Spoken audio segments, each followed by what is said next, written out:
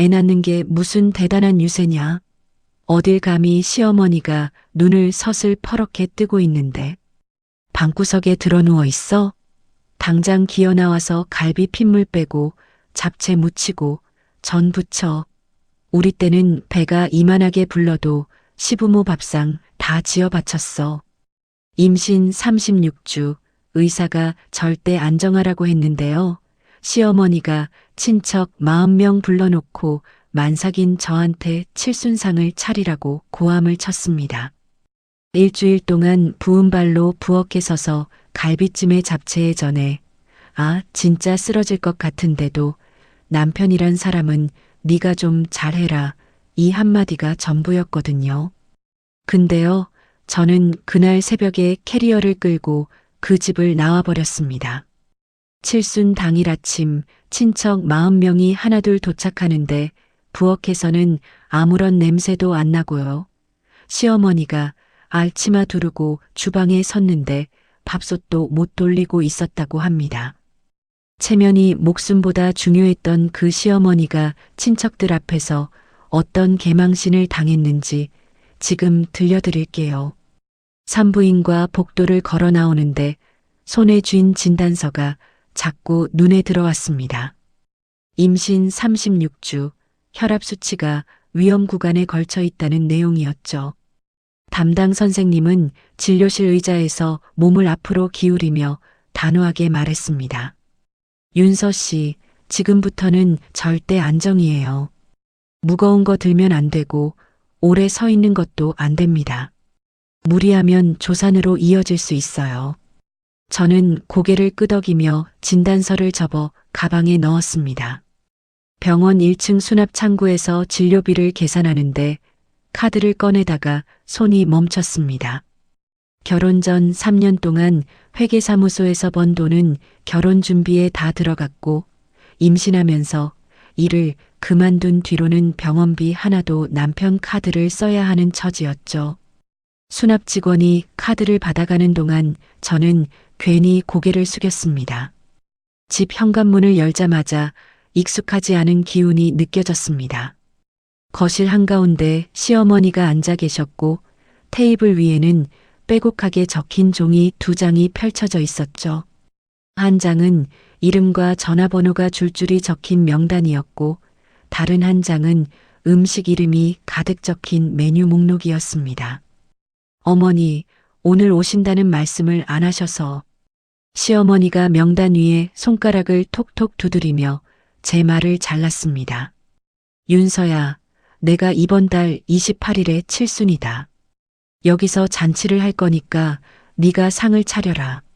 저는 신발도 제대로 벗지 못한 채 현관에 서서 시어머니를 바라봤습니다. 어머니, 오늘 병원에 다녀왔는데요. 혈압이 많이 올라서 선생님이 절대 안정을 하라고. 안정은 무슨 안정? 임신이 병이냐? 내가 다 정해놨으니까 너는 준비만 하면 된다. 저는 가방에서 진단서를 꺼내 테이블 위에 조심스럽게 올려놓았습니다.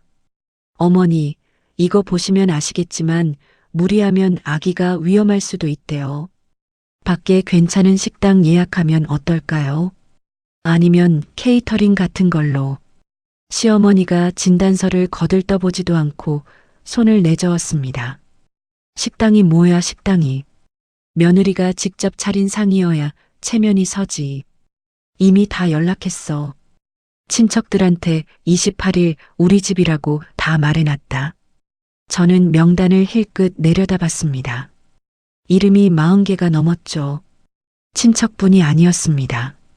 돌아가신 시아버지가 운영하시던 식자재 유통회사, 지금은 시어머니 이름으로 돌아가는 그 회사의 거래처 사장 이름까지 적혀 있었습니다. 이 잔치는 가족 모임이 아니라 시어머니의 체면을 세우기 위한 자리라는 게 한눈에 보였죠. 저녁에 퇴근한 남편 기태에게 진단서를 내밀며 상황을 설명했습니다. 오늘 병원에서 절대 안정하라고 했어. 근데 어머니가 칠순 잔치를 집에서 하겠다고 내가 40명 넘는 상을 차리래. 기태가 넥타이를 풀며 소파에 털썩 앉았습니다. 어머니 칠순이 매년 있는 것도 아니잖아. 한 번만 참아. 참는 게 문제가 아니라 몸이 안 된다고. 진단서 좀 봐. 기태는 진단서 쪽으로 눈길도 주지 않고 리모컨을 집어들었습니다. 네가 좀 잘해. 어머니 기분 맞춰드리면 금방 끝나. 저는 테이블 위에 놓인 진단서를 다시 접어 가방에 넣었습니다. 아무도 이 종이 한 장을 읽어주지 않았죠. 다음 날 아침 초인종이 울렸습니다. 문을 여니 시누이 정란이 아이 둘을 양손에 매달고 서 있었습니다. 언니 잔치 메뉴 봤는데 갈비찜이 빠졌더라. 잡채도 넣어야지. 고모부가 갈비찜 없으면 서운해하실 거야. 정란이 아이들을 거실에 풀어놓고 주방으로 성큼 들어왔습니다. 찬장을 열고 그릇을 하나하나 꺼내 살피더니 혀를 찼죠. 그릇도 이것밖에 없어. 40명이 넘는데 이걸로 어떻게 해. 식탁보도 이게 뭐야. 낡아서 못 쓰겠다. 언니가 알아서 좀 사다 놔. 정란아, 나 지금 만삭이라 장 보는 것도 힘든데 네가 좀 도와줄 수 있어? 정란이 거실에서 소파 쿠션을 빼는 아이를 잡으러 뛰어가며 손을 내저었습니다. 나는 애들 때문에 손 하나 까딱할 수가 없어, 언니. 메뉴 추가하고 그릇 좀 맞춰놔. 응. 정란이 아이들을 데리고 나간 뒤 저는 부엌 의자에 앉아 배를 감쌌습니다. 배가 돌덩이처럼 단단하게 뭉쳤죠. 그날 오후 거실에서 시어머니의 웃음소리가 들렸습니다. 동네 친구 두 분을 집에 부르셔서 차를 마시고 계셨죠. 저는 방에서 쉬고 있었는데 시어머니 목소리가 벽을 뚫고 들어왔습니다. 우리 며느리가 이번에 칠순상 직접 차린다니까. 요즘 며느리들이 어디 그래. 내가 복이 있지. 어머나 만삭인데 대단하다. 그러니까 며느리 하나는 잘 들어왔어. 저는 침대 끝에 앉아 두 손으로 무릎을 짚었습니다. 체면을 세우는 도구, 딱 그것이었죠. 가슴 한가운데가 싸하게 식어내리는 것을 느꼈습니다. 밤 11시가 넘어서 친정엄마에게 전화를 걸었습니다. 목소리가 떨리지 않게 애를 썼지만 소용이 없었죠. 엄마, 시어머니가 칠순 잔치를 집에서 하신대. 내가 40명 넘는 상을 차려야 해. 친정엄마가 한참 아무 말 없다가 낮은 목소리로 물었습니다. 윤서야, 너 만삭인데 그걸 어떻게 해? 몸은 괜찮아. 괜찮아, 엄마. 한 번만 하면 되니까. 안 되겠으면 언제든 와. 알았지. 응, 괜찮아. 전화를 끊고 나서 한참을 천장을 바라봤습니다. 며느리의 돌이라는 말이 머릿속을 빙빙 돌았죠. 저는 이불을 끌어올리고 눈을 감았습니다. 잠이 오지 않았습니다. 잔치 일주일 전부터 장을 보기 시작했습니다. 만삭의 배를 안고 마트 카트를 미는데 카트 안에 쌓이는 식재료만큼 발목이 부어올랐죠. 소갈비 5근, 잡채 재료, 전 부칠 부침가루와 각종 나물, 해물탕 재료까지. 장바구니 4개를 양손에 나눠들고 택시를 타고 집에 돌아오면 현관에서부터 주방까지 걸어가는 것조차 숨이 찼습니다. 그날부터 매일 부엌에 섰습니다. 부은 발을 질질 끌며 밑반찬을 만들고 잡채 당면을 삶고 나물을 데쳐서 무쳤죠. 기태는 야근이라며 매일 밤 11시가 넘어 들어왔고 시어머니는 주방에 들어오셔서 국물을 한 숟갈 떠 맛보시고는 고개를 저었습니다. 싱거워. 다시 해. 저는 대답 대신 소금통을 집어들었습니다. 잔치 3일 전 마트에서 남은 장을 보고 있었습니다. 해물탕에 넣을 조개를 고르는데 갑자기 눈앞이 하얘졌죠. 바닥이 흔들리는 것 같았고 배 아래쪽에서 칼로 찌르는 듯한 통증이 올라왔습니다. 저는 조개 봉지를 놓치고 그 자리에 쪼그려 앉았죠. 괜찮으세요? 사모님 괜찮으세요? 옆에 있던 아주머니가 제 등을 잡아주셨고 마트 직원이 달려왔습니다. 저는 간신히 고개를 끄덕이며 괜찮다고 했지만 다리에 힘이 없어서 혼자 일어나지 못했죠. 직원이 부축해서 마트 밖 벤치까지 데려다 주었고 거기서 택시를 잡아 집으로 돌아왔습니다. 현관문을 열고 들어서는데 시어머니가 거실 소파에서 텔레비전을 보고 계셨습니다. 제 얼굴을 한번 쳐다보시더니 이렇게 물었죠. 그래서 장은 다 봤어. 저는 빈손을 내려다봤습니다. 마트 바닥에 놓고 온 조개봉지가 떠올랐지만 아무 말도 하지 않고 방으로 들어갔습니다. 잔치 이틀 전 부엌에서 전을 부치고 있었습니다. 기름이 튀는 프라이팬 앞에 서서 동그랑땡을 뒤집는데 시어머니가 주방으로 들어오셨죠. 윤서야, 고모부가 해물탕 좋아하는 거 알지? 해물탕도 넣어라. 저는 프라이팬 위에 올린 전을 뒤집으며 고개를 돌렸습니다. 어머니, 메뉴가 벌써 10가지가 넘어요. 저 혼자 이걸 다 하기가. 시집와서 칠순상 하나 못 차리면 뭘 할 수 있어. 그것도 못해. 시어머니가 주방을 나가시며 등 뒤로 내뱉은 말이 기름 튀는 소리 사이로 박혔습니다. 그날 저녁 정란에게서 전화가 왔습니다. 언니, 나 우리 시어머니도 모시고 갈게. 근데 우리 시어머니가 고기를 못 드시거든. 채식 메뉴 따로 좀 해놔. 정란아, 인원이 또 느는 거야. 지금도 감당이 안 되는데. 언니가 다 해놓으면 나 당일날 가서 세팅 도와줄게. 걱정 마. 정란이 전화를 끊었습니다. 저는 전화기를 식탁 위에 내려놓고 메뉴 목록을 다시 펼쳤죠. 갈비찜, 잡채, 동그랑땡, 모듬전, 나물 5가지, 불고기, 해물탕, 잔치국수, 배숙, 떡. 40명이 넘는 인원에 이 메뉴를 혼자 준비하는 것이 가능한 건지 저도 모르겠었습니다. 밤에 기태가 들어왔을 때 부엌 의자에 앉아 발목을 주무르고 있었습니다. 당일에 반차라도 내고 일찍 좀 와줘. 나 혼자 못해. 기태가 냉장고에서 물을 꺼내 벌컥벌컥 마시며 고개를 저었습니다. 오전에 중요한 미팅 있어. 점심쯤 올게. 점심이면 손님들 다 오고 난 뒤잖아. 어머니한테 잘 보여야 나중에 편해. 좀만 참아. 기태가 물컵을 싱크대에 놓고 안방으로 들어갔습니다. 저는 부은 발목 위에 손을 얹은 채 부엌 불빛 아래 한참을 앉아 있었죠. 잔치 전날 하루 종일 음식을 만들어 냉장고에 차곡차곡 정리했습니다. 남은 메뉴를 확인하니 새벽 4시에 일어나야 제 시간에 상을 차릴 수 있었죠. 저는 부은 발목을 질질 끌며 거실 소파에 잠깐 앉았습니다. 그때 시어머니가 방에서 나오셔서 냉장고를 열고 반찬통을 하나하나 꺼내 뚜껑을 열어보셨습니다. 잡채가 이것밖에 안 돼. 40명이 먹을 양이 이거야. 전도 3가지밖에 안 부쳤네. 저는 소파에서 일어나 시어머니 앞에 섰습니다. 온몸이 무거웠고 발목은 자기 발목이 아닌 것 같았죠. 그런데 입에서 지금까지 한 번도 꺼내지 못했던 말이 나왔습니다. 어머니, 저 만삭이에요.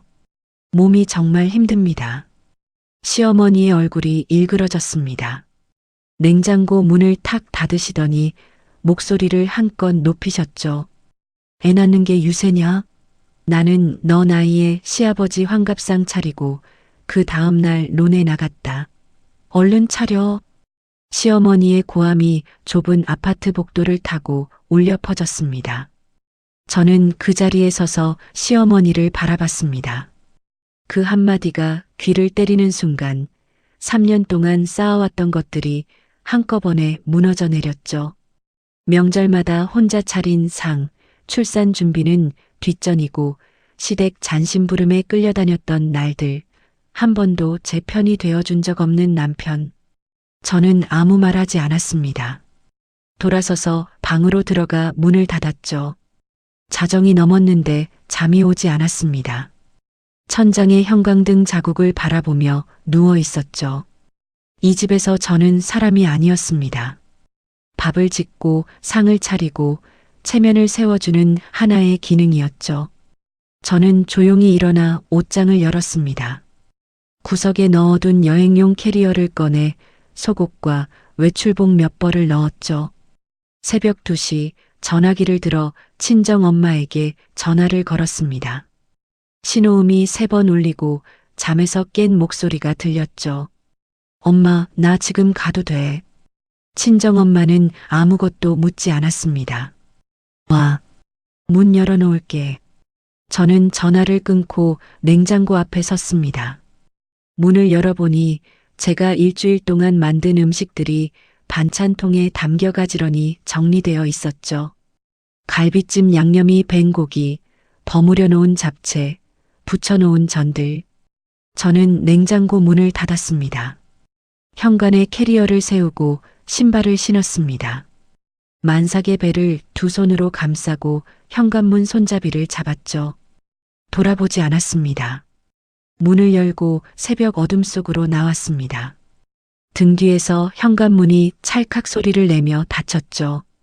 칠순 당일 아침 저는 친정집 안방에서 눈을 떴습니다. 새벽에 도착해서 친정엄마가 깔아준 이불 위에 누운 게 엊그제 같은데 햇살이 커튼 사이로 비집고 들어오고 있었죠. 전화기를 무음으로 바꿔놓은 채 이불 밑에 넣어두었습니다. 친정엄마가 방문을 살짝 열고 얼굴을 들이밀었습니다. 일어났어. 미역국 끓여놨다. 나와서 먹어. 엄마, 나 좀만 더 누워 있을게. 그래, 천천히 나와. 친정엄마가 문을 닫았습니다. 저는 이불 속에서 배를 감싸 안고 눈을 감았죠. 아이가 뱃속에서 꿈틀거렸습니다. 무음으로 해놓은 전화기 화면이 계속 밝아졌다 꺼졌다를 반복했지만 저는 화면을 뒤집어 놓았습니다. 친정엄마가 미역국 그릇을 쟁반에 올려 방으로 가져왔습니다. 김이 모락모락 나는 국물 냄새가 코끝에 닿았죠. 밥 여기서 먹어. 일어나 앉기만 해. 저는 몸을 일으켜 벽에 등을 기대고 앉았습니다. 친정엄마가 숟가락을 쥐어주었죠. 미역국을 한 숟갈 떠 입에 넣었는데 국물이 목을 타고 따뜻하게 내려갔습니다. 시댁 부엌에서 일주일 내내 음식을 만들면서 정작 제대로 된 밥 한 끼 먹지 못했다는 걸 그제야 깨달았죠. 천천히 먹어. 더 끓여놨으니까. 친정엄마가 대야에 따뜻한 물을 받아와 제 부은 발을 담가주었습니다. 아무 말 없이 제 등을 쓸어주는 손이 느껴졌죠. 숟가락을 든 손이 떨렸지만 울지는 않았습니다. 시댁에서는 지금쯤 난리가 났을 겁니다. 시어머니가 텅 빈 거실과 현관에서 사라진 제 신발을 발견하셨겠죠. 제 방문을 열어보셨을 때 옷가지와 캐리어가 없어진 것을 아셨을 거예요.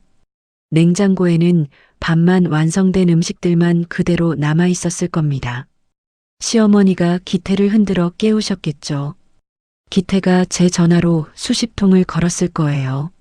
하지만 제 전화기는 이불 밑에서 무음으로 화면만 깜빡이고 있었습니다. 오전 10시가 넘으면 친척들이 하나둘 도착하기 시작했을 겁니다. 현관에 신발이 줄지어 늘어서는데 주방에서는 아무런 음식 냄새도 나지 않았겠죠. 시어머니가 앞치마를 두르고 주방에 서셨겠지만 평소 부엌 일을 해본 적이 없으시니 어디서부터 손을 대야 할지 모르셨을 거예요. 정난이 헐레벌떡 도착해서 주방에 들어섰겠지만 정난 역시 요리를 할 줄 몰랐겠죠. 둘이서 냉장고를 열었다 닫았다 하는 사이에 거실에서는 친척들의 수군거림이 점점 커졌을 겁니다. 기태가 주방 구석에서 전화기를 붙들고 근처 식당마다 전화를 돌렸겠지만 주말 점심에 예약도 없이 40명 가까운 음식을 구하기는 어려웠을 거예요. 시간이 흐르고 배달 음식이 조금씩 도착했겠지만 40명에게는 턱없이 부족했겠죠. 잔치상이 아니라 야식 테이블 같은 풍경이었을 겁니다. 친척들 사이에서 며느리는 어디 갔느냐는 질문이 터져 나왔을 거예요. 시어머니가 몸이 안 좋아서 누워있다고 둘러대셨겠지만 만삭인 며느리한테 이 큰 잔치를 맡겼다는 사실을 아는 사람들이 있었을 테니 분위기가 금세 싸늘해졌겠죠. 시어머니의 친동생이 시어머니를 주방으로 데려가 작은 소리로 추궁했을 거예요. 만삭인 며느리한테 이걸 다 시켰느냐고. 시어머니가 처음으로 얼굴이 붉어지며 말을 잇지 못하셨겠죠. 잔치는 그렇게 끝났을 겁니다. 배달 음식 몇 그릇과 냉장고에 있던 반찬을 대충 꺼내 놓은 것이 전부였겠죠. 친척들은 일찍 자리를 떴고 인사도 제대로 하지 않고 나간 사람이 대부분이었을 거예요. 시어머니는 거실 한가운데 혼자 앉아 차려지지 않은 빈상을 바라보고 계셨을 겁니다. 저는 그 모습을 보지 못했습니다. 볼 필요도 없었죠. 친정집 안방에서 친정엄마가 차려준 미역국을 다 먹고 그릇을 내려놓았습니다. 따뜻한 물에 담근 발이 부기가 조금 빠진 것 같았죠. 친정엄마가 수건으로 제 발을 닦아주며 이불을 끌어올려 주었습니다. 오늘은 푹 자. 응, 엄마. 눈을 감으니 숨이 편했습니다.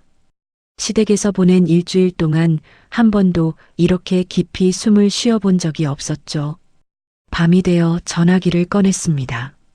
무음을 해제하니 알림이 쏟아졌죠. 기태 부재중 전화 47통, 시어머니 12통, 정난 8통. 저는 그 숫자들을 한참 들여다봤습니다. 47통을 꺼는 동안에도 기태는 제가 왜 떠났는지 모르고 있을 거라는 생각이 들었죠.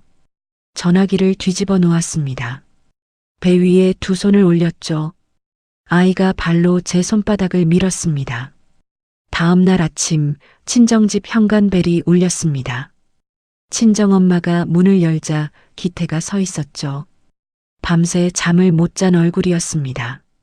눈밑이 검게 내려앉았고 면도도 하지 않은 턱이 거칠었죠. 어머니, 윤서 좀 만나게 해주세요. 친정엄마가 문틈을 좁히며 기태를 바라봤습니다. 우리 딸 만삭인 거 알면서 그 고생을 시키고 이제 와서 뭘 만나겠다는 거야? 잘못했습니다. 한 번만 만나게 해주세요. 돌아가. 친정엄마가 문을 닫으려는데 저는 안방에서 그 소리를 듣고 있었습니다. 이불을 걷고 일어나 복도를 지나 현관까지 나갔죠. 친정엄마 뒤에 서서 기태를 마주봤습니다. 기태가 저를 보자마자 한 발 앞으로 다가왔습니다. 윤서야, 내가 잘못했어. 어머니한테 내가 말할게. 돌아와. 익숙한 말이었죠. 명절마다 시어머니와 부딪힐 때, 살림이 힘들다고 말할 때, 기태는 항상 같은 순서로 말했습니다. 잘못했다, 말해볼게, 돌아와. 그리고 돌아가면 아무것도 달라지지 않았죠. 이번엔 사과로 안 돼. 저는 그 말만 하고 돌아섰습니다. 친정엄마가 문을 닫았고 기태가 문 밖에서 한동안 서 있다가 발소리가 멀어졌죠. 오후에 시어머니에게서 전화가 왔습니다. 화면에 뜬 이름을 보고 잠시 멈칫했지만 전화를 받았죠. 사과가 올 줄 알았습니다. 네가 나를 이렇게 망신을 줬어. 칠순의 며느리가 도망을 쳐. 시집와서 그게 할 짓이야. 사과가 아니었습니다. 시어머니는 숨을 몰아쉬며 쏟아냈죠. 친척들 앞에서 내가 얼마나 창피했는지 알아. 내가 평생 이런 꼴을 당해본 적이 없다. 저는 전화기를 귀에서 조금 떼어놓고 한 가지를 떠올렸습니다. 조용히 화면을 내려다보며 녹음 버튼을 눌렀죠. 어머니. 어머니는 무슨 어머니야. 당장 와서 사과해. 어머니, 저는 만삭이었어요. 의사가 절대 안정하라고 했는데 어머니가 40명 잔치를 시키셨잖아요. 나는 너보다 더한 것도 하고 살았다. 요즘 것들은 유난이야, 유난. 시어머니가 전화를 끊었습니다. 저는 녹음 파일이 저장된 것을 확인하고 전화기를 내려놓았죠. 30분도 안 돼서 정란에게서 전화가 왔습니다. 언니, 왜 그런 거야? 엄마가 창피해서 어떡해. 당장 와서 사과해. 친정엄마가 옆에서 제 전화기를 가져갔습니다. 니니가 만삭인 사람한테 한 짓을 먼저 생각해라. 니네 엄마가 우리 딸한테 뭐라고 했는지 알기나 해. 친정엄마가 전화를 끊었습니다. 정란이 다시 걸었지만 친정엄마가 받지 않았죠. 시댁의 전화 공세가 이어지는 동안 저는 안방에 앉아 전화기를 꺼내 들었습니다. 3년 동안의 문자 메시지를 하나씩 위로 올려 읽었죠. 명절에 안 오면 어떻게 되는지 알지. 시어머니 말을 안 들으면 이 집에서 나가. 이번 제사 네가 다 해. 정란이는 바쁘다. 손가락으로 하나하나 화면을 캡처했습니다. 날짜별로 폴더를 만들어 정리했죠. 정란이 보낸 문자도 있었습니다. 언니 내일 엄마 병원 데려다 드려. 나는 애들 때문에 안 돼. 언니가 해야지 며느리가. 나는 시집간 딸이야. 다 정리하고 나니 폴더 안에 캡처 파일이 30개가 넘었습니다. 이틀 뒤 친정엄마의 지인 소개로 이혼 전문 변호사를 만났습니다. 사무실 테이블 위에 모아둔 것들을 하나씩 꺼내 놓았죠. 시어머니의 폭언이 담긴 녹음 파일, 3년치 문자 캡처, 마트에서 쓰러졌던 날 병원에 들른 기록, 의사의 절대 안정 소견서. 변호사 강태은이 서류를 한 장씩 넘기며 고개를 끄덕였습니다. 충분합니다. 이 정도면 싸울 수 있어요. 저는 서류를 내려다보다가 한 가지를 더 꺼냈습니다. 변호사님, 결혼 초에 시어머니가 사업체 서류 때문에 필요하다면서 제 신분증 사본하고 공인인증서를 빌려간 적이 있거든요. 돌려받긴 했는데 그 뒤로 제 이름으로 뭔가 된 게 있는지 한 번도 확인을 못했어요. 강태은 변호사가 펜을 멈추고 저를 봤습니다. 혹시 금융 쪽으로 조회해 본 적 있으세요? 한 번도 없어요. 바로 확인해 보겠습니다. 며칠 뒤 변호사에게서 연락이 왔습니다. 사무실로 다시 찾아갔더니 강태은 변호사가 서류 한 묶음을 테이블 위에 올려놓았죠. 윤서 씨 이름으로 4천만 원짜리 대출이 있습니다. 비대면으로 실행됐고 대출금이 바로 시댁사업체 계좌로 넘어갔어요. 저는 서류를 집어들었습니다. 제 이름, 제 주민등록번호, 제가 한 번도 본 적 없는 대출 계약서. 손끝이 차가워졌죠. 제가 이걸 전혀 몰랐는데요. 연체 기록 같은 것도 없었고 시어머니가 매달 이자를 본인 계좌에서 갚아왔더라고요. 그래서 윤서 씨한테 고지가 안 간 겁니다. 의도적으로 숨긴 거예요. 강태은 변호사가 다른 서류를 꺼냈습니다. 추가로 확인했는데 시댁사업체 장부에 문제가 좀 있습니다. 매출 신고 금액이랑 실제 거래 내역이 안 맞아요. 이건 이혼 소송에서 재산 나누기랑 위자료 받을 때 아주 중요한 자료가 됩니다. 대출권은 따로 경찰에 고소도 가능하고요.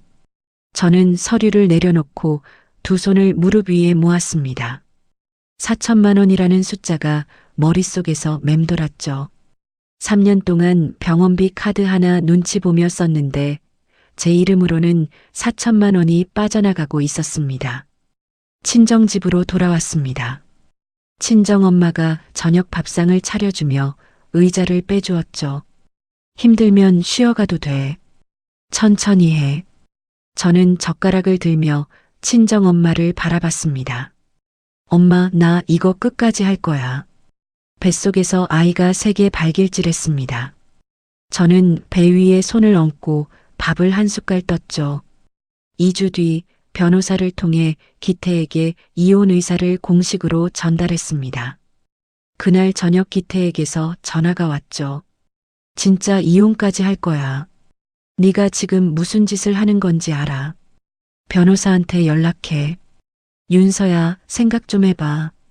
우리가 결혼한 지가 몇 년인데. 저는 전화를 끊었습니다. 시어머니에게 소식이 전해지자 기태의 전화기가 쉴 새 없이 울렸을 겁니다. 시어머니는 기태에게 절대 이혼해주지 말고 재산 한 푼도 못 가져가게 하라고 지시했겠죠. 기태는 어머니의 말대로 합의 이혼을 거부했고 제 변호사에게 재산 분할은 없다는 입장을 통보해 왔습니다. 강태은 변호사가 전화로 그 내용을 전해주며 담담하게 말했죠. 예상했던 반응이에요. 재판으로 가면 됩니다. 증거는 충분하니까 걱정 마세요. 예정일이 코앞이었습니다. 낮에는 친정 엄마와 함께 아기 옷을 정리하고 저녁에는 변호사와 전화로 소송 준비를 했죠. 배는 하루가 다르게 무거워졌고 밤마다 허리가 끊어질 것 같았습니다. 친정 엄마가 매일 밤 제 허리에 핫팩을 대주며 옆에 앉아 있어줬죠. 어느 날 밤 이불 속에서 잠을 자다가 배가 뭉치는 느낌에 눈을 떴습니다. 시계를 보니 새벽 1시였죠. 통증이 왔다가 사라지고 또 왔습니다. 간격이 점점 좁아졌죠. 엄마. 친정엄마가 방문을 열고 들어왔습니다. 제 얼굴을 보더니 바로 알아챘죠. 가방 어딨어? 병원 가자. 친정엄마가 미리 싸둔 출산 가방을 들고 저를 부축해 현관을 나섰습니다. 택시 안에서 진통 간격을 세는 동안 친정엄마가 제 손을 꼭 잡고 있었죠. 병원에 도착해서 분만실에 들어갔습니다. 12시간이 걸렸죠. 새벽 3시 47분 3.2kg의 딸이 태어났습니다. 간호사가 아이를 제 가슴 위에 올려주었습니다. 작고 붉은 얼굴, 꽉 쥔 주먹, 세상에 나오자마자 힘차게 우는 소리. 저는 아이의 등을 감싸 안으며 떨리는 손으로 머리를 쓸어주었죠. 분만실 밖에서 친정엄마가 눈물을 훔치고 있다고 간호사가 말해주었습니다. 이틀 뒤 기태가 병원에 찾아왔습니다. 간호사가 와서 남편분이 오셨는데 들여보내도 되냐고 물었죠. 안 만날 거예요. 기태는 면회를 하지 못하고 신생아실 유리창 앞에 한참 서 있다가 발길을 돌렸다고 간호사가 전해주었습니다. 그런데 로비에서 소란이 들렸죠. 내 손주를 내가 보겠다는데 왜 막아? 할머니가 손주를 보겠다는 게 뭐가 잘못이야? 시어머니가 같이 오셨던 겁니다. 간호사 2명이 시어머니를 제지하며 산모분이 면회 거부 의사를 밝히셨습니다. 보호자 동의 없이는 안 됩니다라고 설명하는 소리가 복도까지 울렸죠. 저는 병실 침대에 누워 아이를 안은 채 복도 쪽 소란을 들었습니다. 아이가 깨지 않게 등을 토닥이며 눈을 감았죠. 산후조리원에 들어간 뒤 외출 시간을 이용해 강태은 변호사 사무실을 찾았습니다. 변호사가 서류 묶음을 테이블 위에 펼쳤죠. 시댁사업체 쪽 조사가 끝났어요. 매출을 빼돌린 금액이 꽤 큽니다. 세금 신고 내역이랑 실제 돈 흐름이 완전히 달라요. 이건 이혼 소송이랑 별개로 세무서에 신고할 수 있습니다.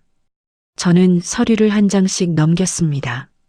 숫자들이 빽빽하게 적혀 있었지만 회계사무소에서 3년간 일한 경력 덕에 흐름이 읽혔죠. 빠져나간 돈의 규모가 눈에 들어왔습니다. 세무신고까지 하면 사업체가 큰 타격을 받을 수 있는데 어떻게 하시겠어요? 저는 서류를 내려놓고 변호사를 바라봤습니다. 다 해주세요.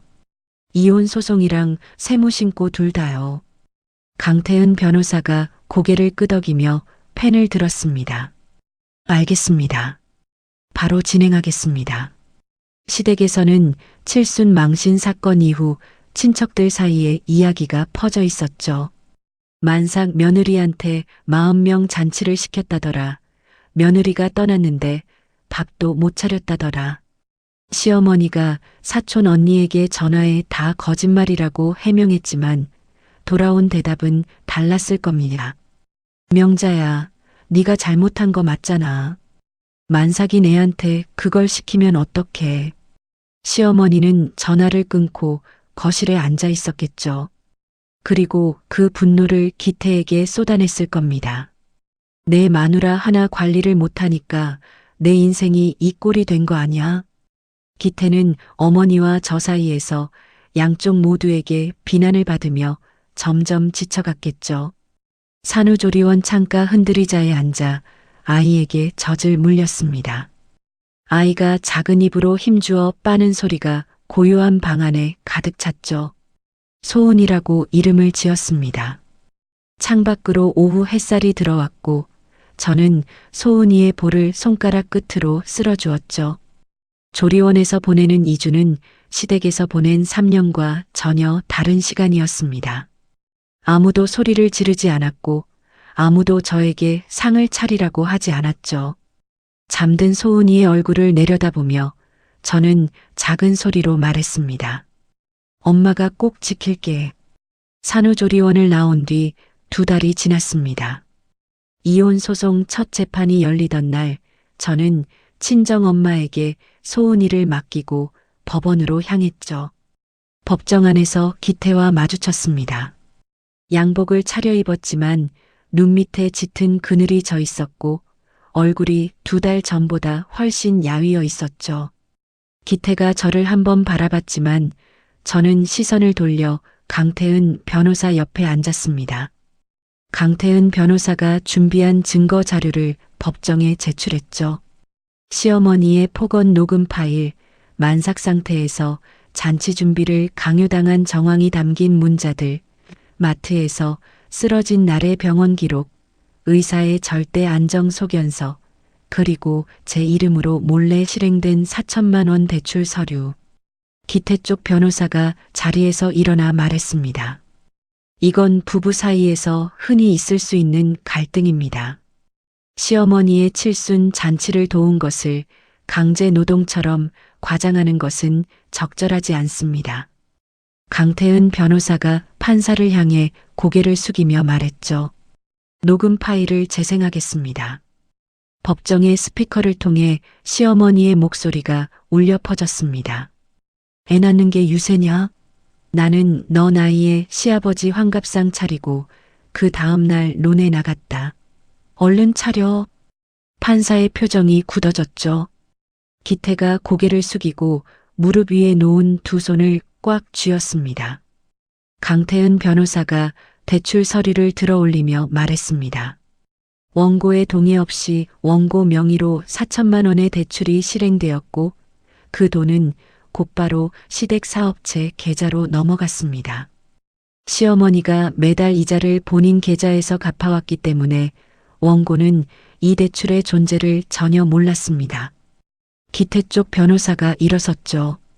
이 대출은 가족 간의 합의 아래 이루어진 것입니다. 강태은 변호사가 서류 2장을 나란히 펼쳤습니다.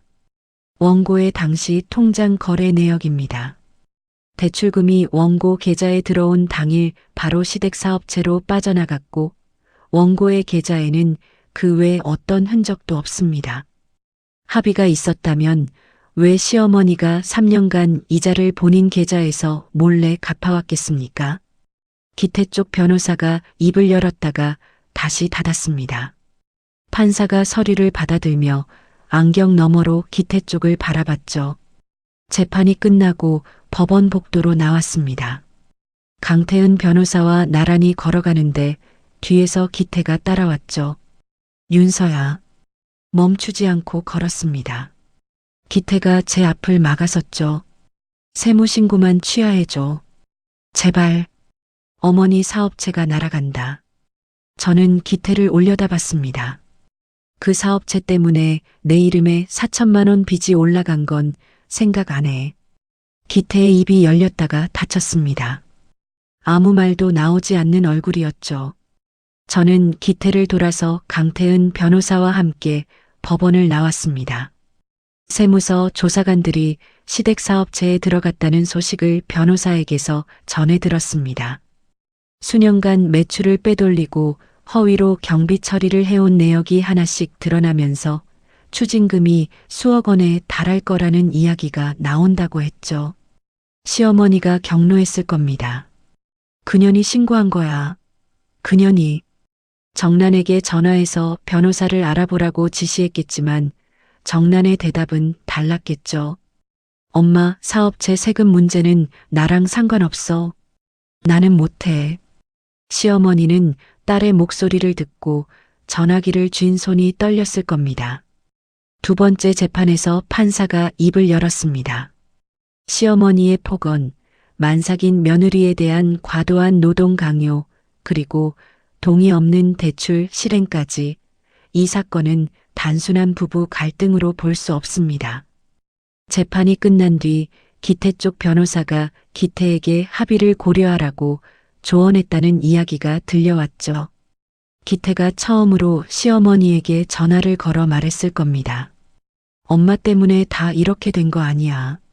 시어머니는 아들의 입에서 나온 그 말에 전화기를 든 채 한동안 아무 소리도 내지 못했겠죠. 최종 판결이 나왔습니다. 양육권은 제게 왔고 위자료 3천만 원, 재산 분할은 6대 4로 정해졌죠. 제 이름으로 몰래 실행된 4천만 원 대출은 기태 쪽에서 갚아야 한다는 판결도 함께 나왔습니다. 판사는 판결문 마지막에 대출권에 대해 별도로 경찰에 고소할 수 있다는 내용도 덧붙였죠. 이혼 서류에 마지막 서명을 했습니다. 펜을 놓고 자리에서 일어났죠. 법원 로비를 지나 유리문을 밀고 밖으로 나왔습니다. 계단 아래에 친정엄마가 소은이를 안고 서 있었습니다. 소은이가 친정엄마 품에서 팔을 뻗으며 옹알이를 했죠. 저는 계단을 내려가 소은이를 받아 안았습니다. 끝났어, 엄마. 친정엄마가 제 어깨를 한번 두드렸습니다. 수고했다, 우리 딸.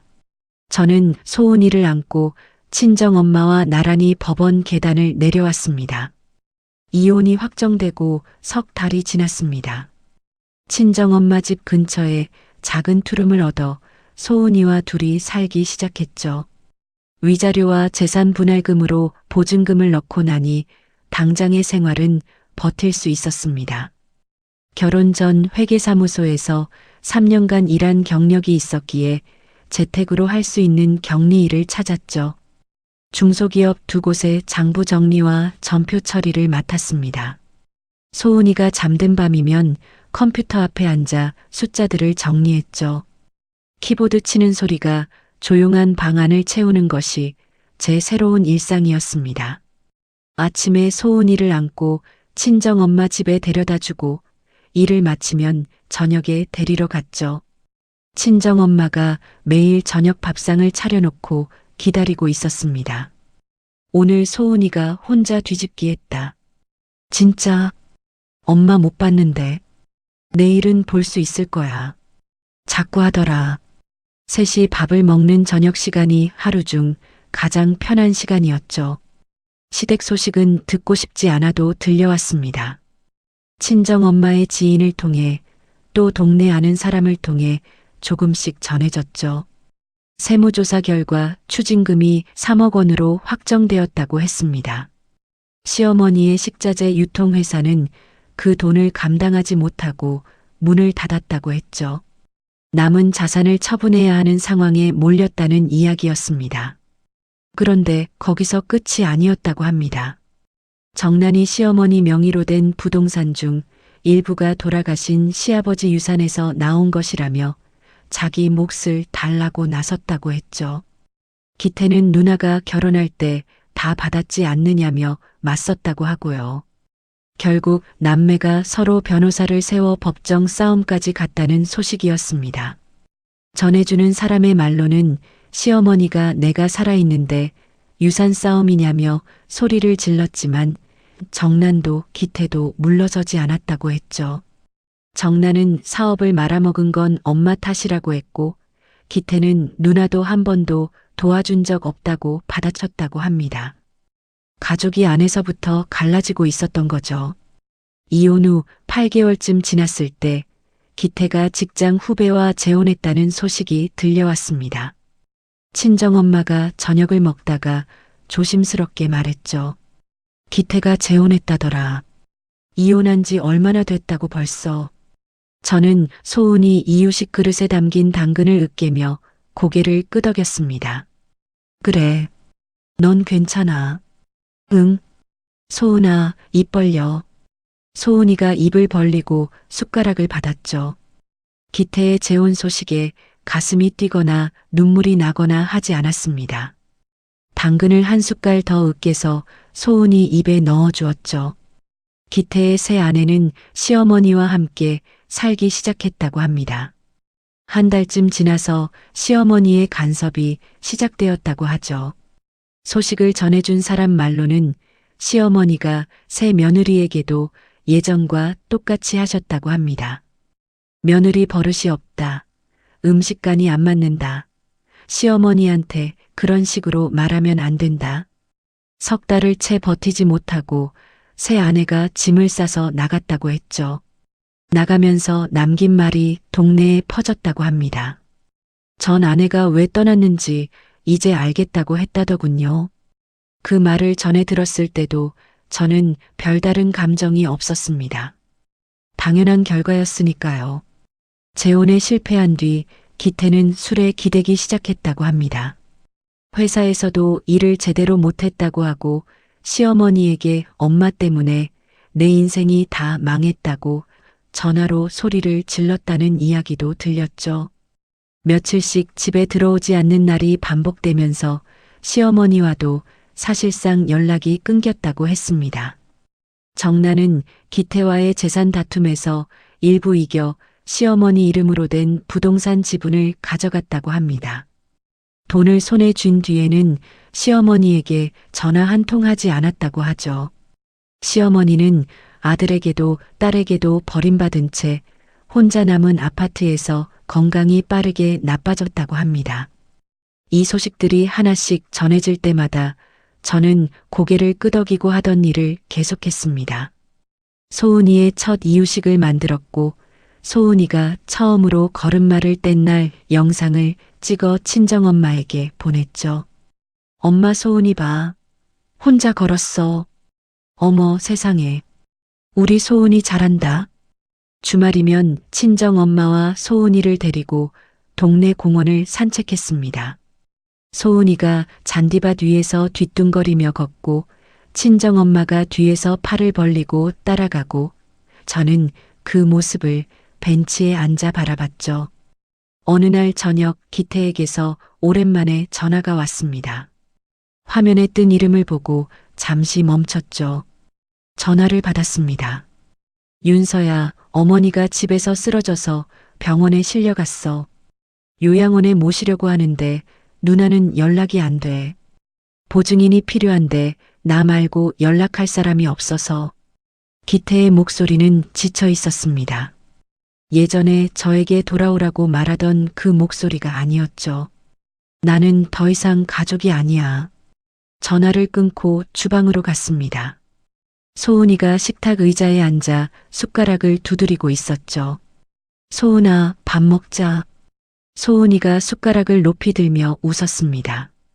저는 소은이 앞에 저녁 그릇을 놓아주고 맞은편에 앉았죠. 3년이 지났습니다. 35이 되었고 재택으로 시작한 격리일이 경력으로 자리를 잡아 회계관리팀장이 되었죠. 4살이 된 소은이는 친정엄마 집 근처 어린이집에 다녔습니다. 아침에 소은이를 어린이집에 데려다주고 낮에는 사무실에서 일하고 저녁에는 소은이를 데리러 가서 친정엄마 집에 들렀죠. 셋이 둘러앉아 밥을 먹는 것이 매일 반복되는 풍경이었고 저는 그 반복이 좋았습니다. 시댁 소식은 더 이상 제게 닿지 않았습니다. 들으려고 하지도 않았고 전해주는 사람도 없었죠. 그런데 어느 토요일 오후 동네 마트에서 장을 보다가 낯익은 얼굴을 마주쳤습니다. 과일 매대 앞에서 사과를 고르고 있는데 옆에서 누군가 제 이름을 불렀죠. 윤서 씨. 고개를 돌리니 기태의 외사촌 형수였습니다. 칠순 잔치 그날 만삭인 사람한테 이걸 시킨 거냐고 물었던 분이었죠. 형수가 장바구니를 옆으로 밀며 반갑게 웃었습니다. 어머, 정말 오랜만이다. 잘 지내? 네, 형수님. 잘 지내요. 아기는 많이 컸겠다. 네, 벌써 4살이에요. 형수가 고개를 끄덕이며 잠시 뜸을 들이더니 조심스럽게 입을 열었습니다. 혹시 시댁 소식 들었어? 아니요. 전혀 못 들었어요. 시어머니가 결국 요양원에 들어갔어. 혼자 집에서 버티다가 몸이 안 좋아져서. 형수가 목소리를 낮추며 말을 이었죠. 기태는 지방으로 내려갔대. 서울에서 회사도 그만두고 혼자 산다더라. 정란이는 재산 정리하고 나서 연락을 아예 끊었대. 시어머니한테도 기태한테도. 저는 형수의 말을 들으며 사과 봉지를 장바구니에 넣었습니다. 오래전에 이사를 간 동네 소식을 듣는 것 같았죠.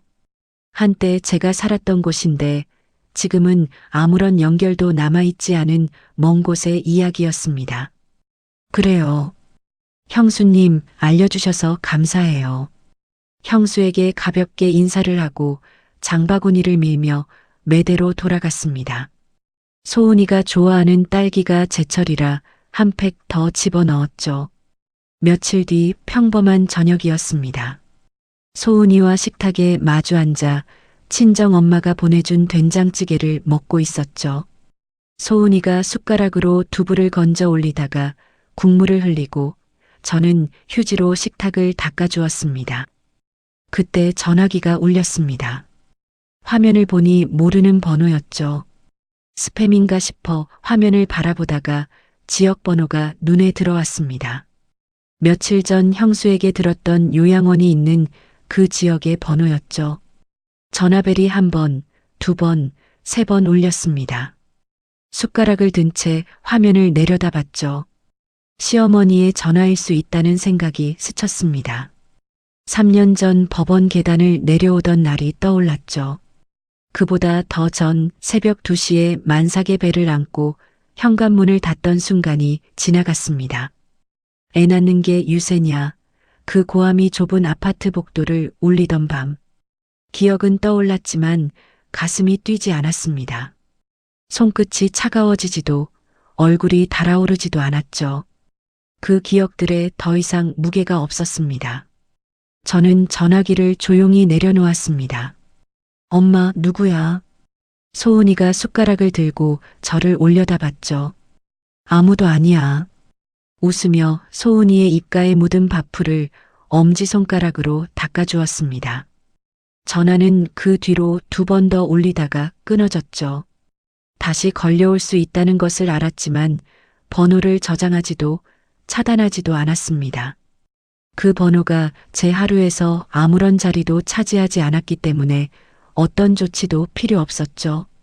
저녁을 먹고 소은이를 욕실로 데려갔습니다. 따뜻한 물을 받아 소은이를 앉히고 머리를 감겨주었죠. 소은이가 거품을 2손에 올려 후 하고 불었습니다. 엄마 봐, 눈 온다. 그러네. 소은이가 눈을 만들었네. 이를 닦이고 잠옷을 입힌 뒤 이불 속에 나란히 누웠습니다. 소은이가 좋아하는 동화책을 펼쳐 읽어주었죠. 토끼가 숲속에서 할머니를 만나는 이야기였습니다. 소은이가 책 속 할머니 그림을 손가락으로 가리키며 물었죠. 엄마, 나도 할머니 있어. 저는 책장을 넘기던 손을 멈추고 소은이를 내려다봤습니다. 잠깐 멈칫했지만 금방 대답했죠. 응, 점순 할머니 있잖아. 내일도 할머니 만나러 가자. 응. 소은이가 이불 속으로 파고들었습니다. 이불을 턱까지 끌어올려주고 등을 토닥여 주었죠. 소은이의 눈꺼풀이 천천히 내려갔고 숨소리가 고르게 바뀌었습니다. 소은이가 잠든 뒤 베란다로 나갔습니다. 밤 공기가 서늘했죠. 주머니에서 전화기를 꺼내 화면을 켰습니다. 모르는 번호에 부재중 전화 3통이 찍혀 있었죠. 화면을 몇 초간 바라봤습니다. 잠금 버튼을 누르고 전화기를 주머니에 넣었죠. 주방으로 가서 냉장고를 열었습니다. 내일 소은이 어린이집 간식에 넣어줄 과일을 꺼냈죠. 도마 위에 사과를 올리고 껍질을 깎기 시작했습니다. 칼날이 사과 껍질을 얇게 돌려벗기는 소리만 조용한 부엌에 울렸습니다. 미워하는 것도 용서하는 것도 아니었죠. 그 사람이 제 전화기에서 이름 없는 번호가 되고 제 하루에서 아무런 무게도 차지하지 않게 되는 것. 그것이 가장 큰 복수였습니다. 사과를 예쁘게 잘라 그릇에 담고 랩을 씌워 냉장고에 넣었습니다. 부엌 불을 껐죠. 내일도 오늘과 같은 하루가 올 거라는 걸 알고 있었습니다. 소은이를 어린이집에 데려다 주고 일을 하고 저녁에 셋이 밥을 먹겠죠. 평범한 하루. 저는 그 평범함 속으로 걸어 들어가며 방불을 껐습니다. 여러분, 오늘 이야기 잘 들으셨나요? 만삭의 몸으로 40명분 잔치상을 차리던 며느리는 이제 4살 딸의 입가에 묻은 파풀을 닦아주는 엄마가 되었습니다. 체면이 전부였던 시어머니는 아들에게도 딸에게도 버림받고 요양원에서 전화기를 들었지만 그 번호는 더 이상 받아지지 않았죠.